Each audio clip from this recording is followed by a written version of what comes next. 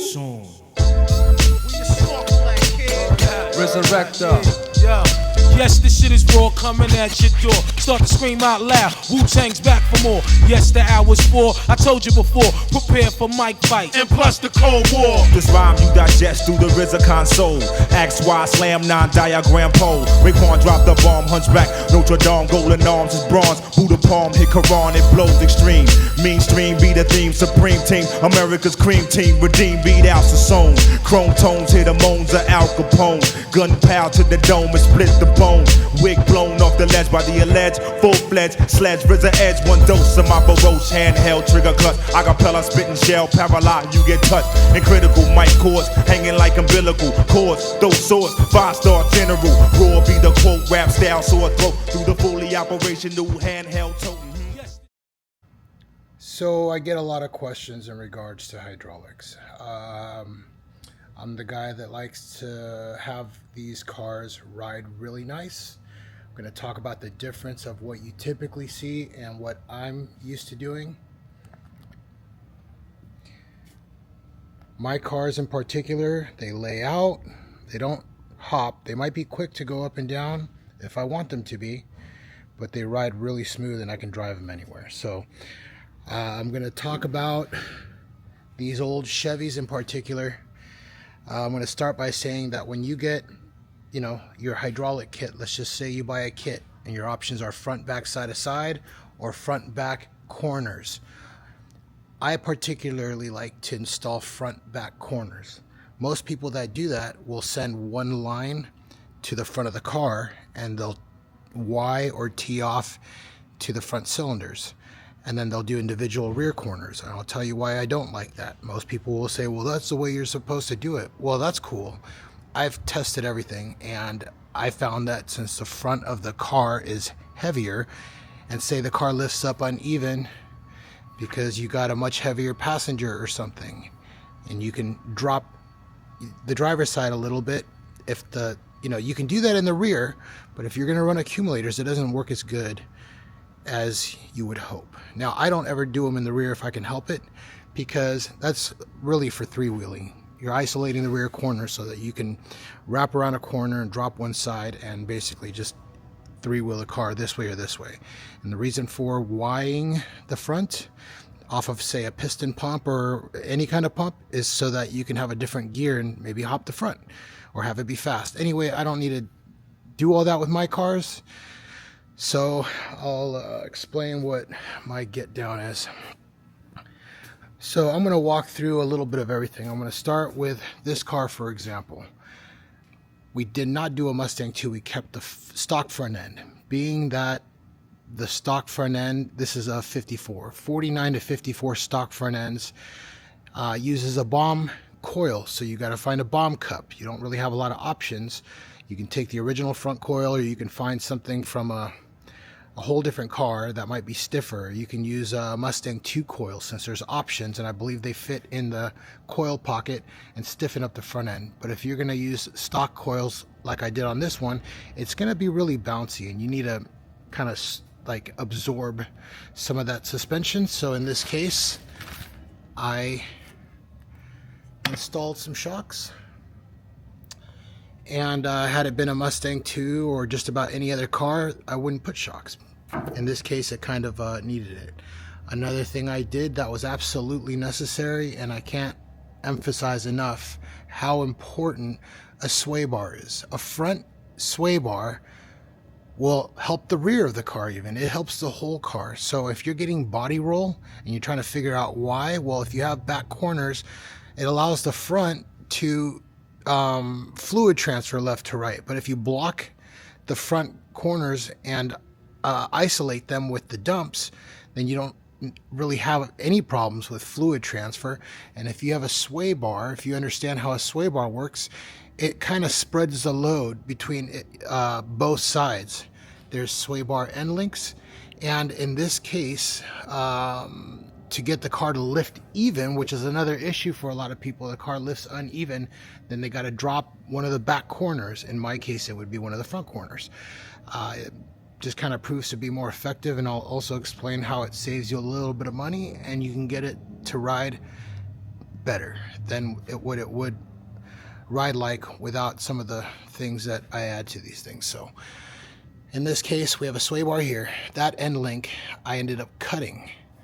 This end link I ended up adding some washers, and I keep adding them until I get the car to sit right. When it's all said and done, we can just make a tube the same length as this tube with the washers, while this one's shorter. And what I'm doing by doing that is I am basically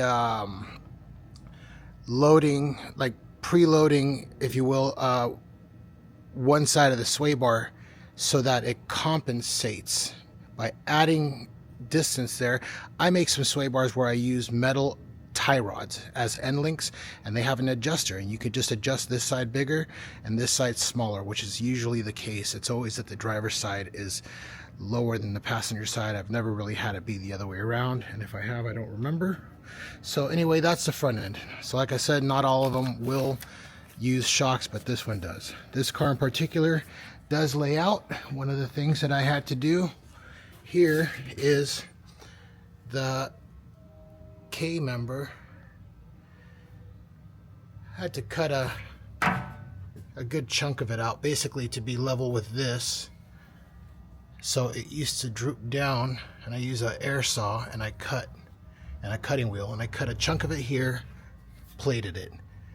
Plated this probably about 7 or 8 inches until I got to here, welded that in after cutting it out. Same with here. The original master cylinder has hardware here. I still have to trim this a little bit just to give me more clearance so this doesn't hit the ground, but that buys you some room so that the car doesn't teeter on the K member when it lays this low.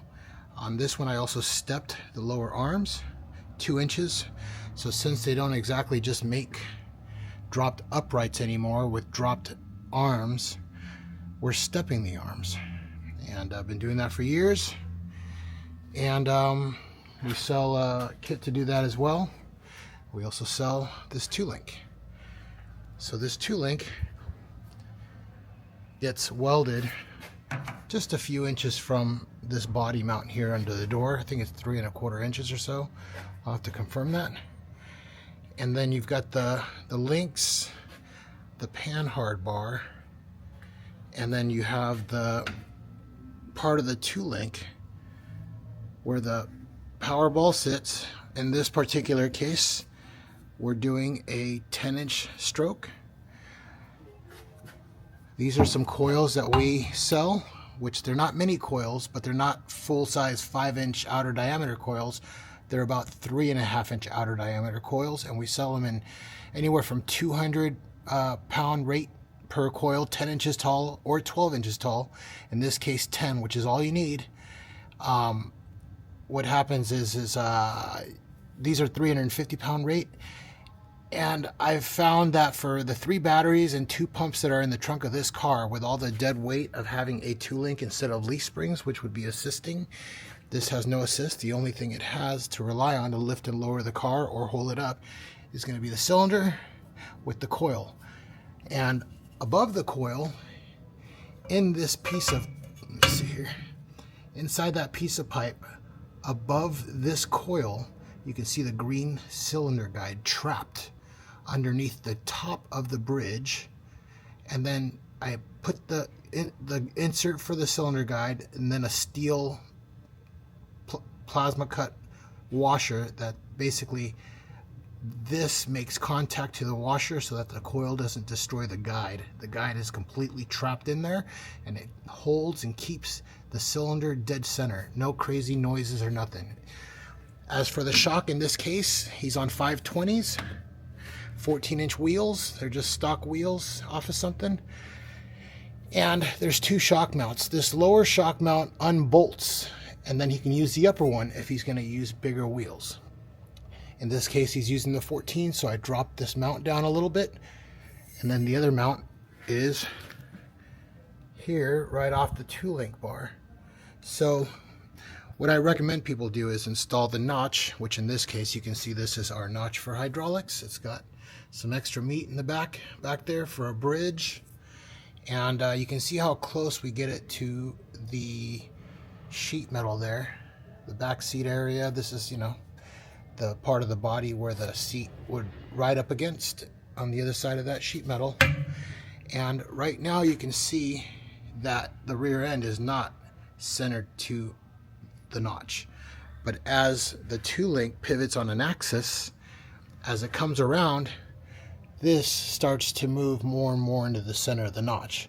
So by taking our notch and getting it really close to the floor there, as you can see, really close, it's kind of the perfect spot for everything. Next thing I want to talk about is, in this case I didn't have to do it, but I would recommend that you would take, like, this is a 1-inch square tubing on the other side of this fuel line here, as you can see, and it's just welded to the frame.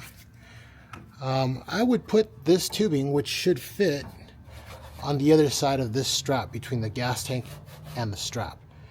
And what that would allow is more space for a bigger coil, an airbag if you're going to do a bag behind the gas tank, because the gas tank is over to one side on this 54 Chevy. And in this case, we had to cut the spare tire well out.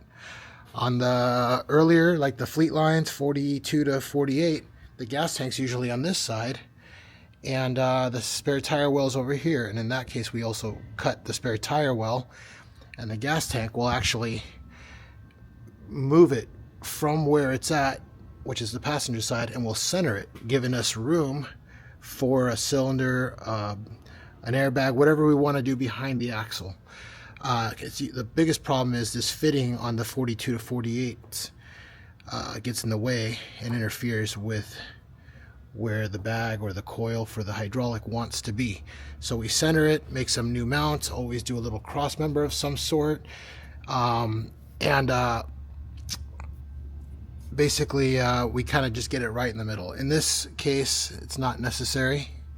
We've got the room, and since we have a smaller coil, we got away with it. But if I was to do this again, I would definitely hide this little cross member on the other side of the strap for the gas tank, and you can leave the stock gas tank on the 49 to 54 cars, and it never really gets in the way. It doesn't drag on the ground.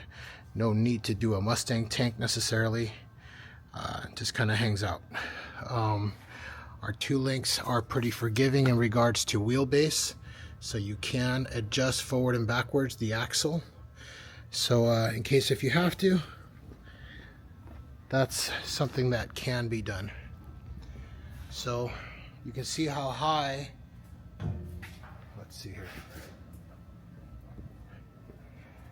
You can see how high the car sits. Now if it was a Mustang 2 in the front, it would definitely not get that amount of travel. They don't range this much. In the back, considering how high it is, the whole car goes to the ground. I'm trying to make this video all in one, so excuse me while I just kind of keep rolling here instead of having to do a bunch of editing.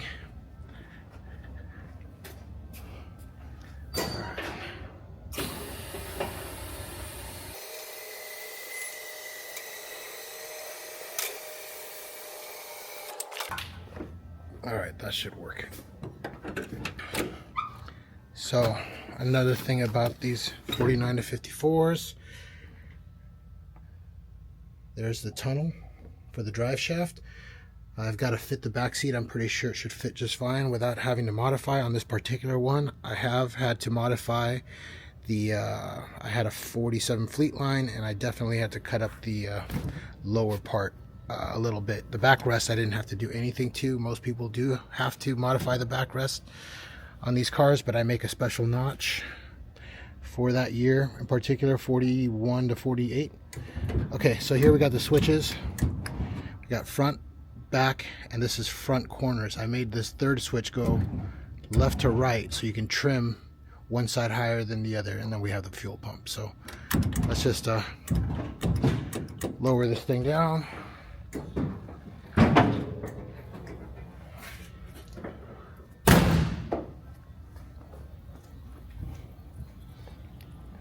So as you can see, car lays out real hard. I've got all the geometry figured out for these older Chevys, even earlier than 49 to 54. This is just an example. In this particular case, we've got 3 batteries, which is 36 volts. Street charger, if you need help with that, just hit me up. These charge your batteries. I believe they'll do up to 10 batteries. You just gotta order them from me and let me know exactly what you got going on. And so these 3 are ran in series to get 36 volts. Right now I'm only pushing 24 volts to the back pump, and we've got the battery for the engine and drivetrain, which was already in the trunk when the car got here. We just reaccommodated it. If you have a 49 to 54, generally it fits under the hood by the core support, shouldn't have to be moved. Here we have the hydraulic cylinders. They don't interfere or interrupt too much. Those are 10-inch, and you can see they just barely poke through the sheet metal here. So that sheet metal cover made it in 3 pieces. You got this wall here, this top, you can unscrew it with several screws and some nut rivets so that you can get under there and do any kind of maintenance. And you got the wires and hoses running through both sides over there for the front hydraulics. I think we got some wires here for the car battery and whatnot. Now, most shops that sell you a front and back corners kit will give you 3 dumps. Now if you do side to side, that's cool too. I don't build cars to hit side to side. Most cars, like 70s cars that are throwing sparks at the boulevard that have side to side, that's cool, but usually those cars ride like absolute dog shit. So in this case, instead of doing side to side in the rear like people typically do, and then just a single to the front with a Y or a T up front, I like to do the individual corners in the front because the front weighs more, and whatever the front does, whatever you tell it to do, when you need to lower the front right side a little bit, the whole car will do that. If you do it in the rear and you drop, say, the right rear corner to get the whole car to go over, you're really dropping the right corner a lot to get the whole frame to flex enough to get the front to move as well. It's instantaneous if you do the front side to side, and if you do the back with just a single dump, then I run a line to this cylinder, daisy chain off of that one to this cylinder. Now the back's all teed together, and I'm able to just run 1 accumulator. These are the ones we sell, 0.32 liter or 20 cubic inch. We charge them accordingly to what they should be for what you're doing, and you can just tie it into the system. Whether I would have put another T here and had just a single accumulator off to the side here and daisy chained it right into this pump without this here, I decided to put it here. It doesn't matter where you put it, it's going to react the same. It's not going to be any better if it's closer to the cylinders. This is oil, not air. So this is just a solid, which is oil, moving back and forth, kind of like brake fluid inside of a brake system moves back and forth as you press the pedal and depress the pedal. So this is how I like to do it. So the most important things here for a really good ride is proper spring rate in the rear, a sway bar in the front. I don't typically do front shocks unless I absolutely need them. And 1 accumulator in the rear is my favorite thing. It's just to take the edge off because the rear coil springs are already rated properly, and I've got a 10-inch tall coil, so I've got plenty of rear suspension between that and this. Now if you just have a dog crap rear suspension where it's practically rigid, I would do 2 of these, 1 for each corner. Or if you have the rear teed, I would still do 2 of these, maybe side by side, and they're going to be teed to each other, so you have enough cubic inches to accommodate the amount of travel needed in the rear so that you can absorb bumpy roads or just bad terrain. So depending on how much capacity these have is how much oil from the cylinder will be allowed to escape into this to basically allow for more cushion and absorption. You get the absorption from the rear shocks. So when everything's done properly, taking into consideration the weight of all this stuff as well, you get a very, very good ride. So this has proven to be the formula that absolutely works great for everything that I do. Now, you can do no coils in the rear at all if you don't have space. Let's just say an El Camino or something, and instead of really fabricating all sorts of crazy stuff and trying to cut through the bed and smokestack whatever, you can just do the cylinders by themselves and one of these to each rear cylinder, and you're going to get a very, very good ride. Our accumulators are made in Germany. They are very high quality, and they're made to last 10, 12 plus years. So keep that in mind. These are not the type that leak or anything like that. Once they're charged, they're good for probably as long as you'll have the car. If you catch yourself having to replace these, it's almost going to be in a different lifetime. So you can see the car sits real low, gets a lot of travel. Depending, let's just say you order this stuff from me, depending on wheel and tire size and how buried the axle is going to be into the notch, so that I can kind of get an idea of where your bridge would be in correlation to your rear end, is what cups I would sell you. So you never have to cut the coils. You'd either get a standard or a deep or a super deep. The only things that you'll ever really need from me if you're running a 10-inch tall coil is just a standard or the regular deep. That's something to take in consideration. You can always email us and we can give you the right stuff. I am going to start putting some kits together that are specific to trying to get a good ride quality, which might be an accumulator, rear cylinders with the cups, with the coils, a short line to go from there to there, which most cars will get about the same length hose, which is about, this one in particular is about 30 inches. I'm going to start making them maybe in 32 inches, so in case you have a little bit wider circumstance, it'll still fit. It'll also come with the right fittings to work, and in this case I like using these straight swivels so you can get them onto the cylinder, say on a vise or something, before getting them into the car, so that way getting this T into the cylinder is a lot easier when you can just use 2 wrenches and just tighten it to this guy here. I've never had a problem doing that. And even on this other side, I just do it and keep all of this stuff even height. So I think I've covered just about everything. If you guys have any questions, I'll try to read the comments or whatnot, but that's where we're at with this. So just front and back, if one side's higher than the other, you can adjust that by preloading your sway bar. We do make sway bars, by the way. I will be putting them on the website for 39 to 54 for stock, to just adapt one of ours to a stock front end. You can do that, and it takes the original one. You can throw that one in the trash, and it basically works about 3 or 4 times better than the original one, which is just a very skinny, thin, bendable sway bar. And then what we make for it can take a lot more of a beating. We'll keep the car nice and straight. We'll allow the car to lift up nice and even. So highly recommended is a sway bar. For some of these cars, if you don't get it from us, someone out there does make a heavy duty 49 to 54 sway bar. If you can locate them, they're getting harder to find.